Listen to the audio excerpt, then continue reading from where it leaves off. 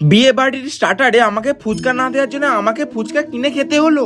চলো তোমাদের গল্পটা আমি প্রথম থেকে বলি। দেখো, তোমরা জানোই বিদায় পর্বের পর আমরা চলে আসি দুপুর বেলার একবারে খাওয়া দাওয়া করার জন্য। এখানে এসে ভাত, শাক, ডাল, মাছ সমস্ত রকমের আইটেম দিয়ে আমরা খাওয়া দাওয়া কমপ্লিট। আর রাহুল অনেকগুলো খাবার নেওয়ার পর খেতে না পারার জন্য এ অন্যের পাশে রেখে দেয় যাতে কেউ বুঝতে না পারে যে করেছে।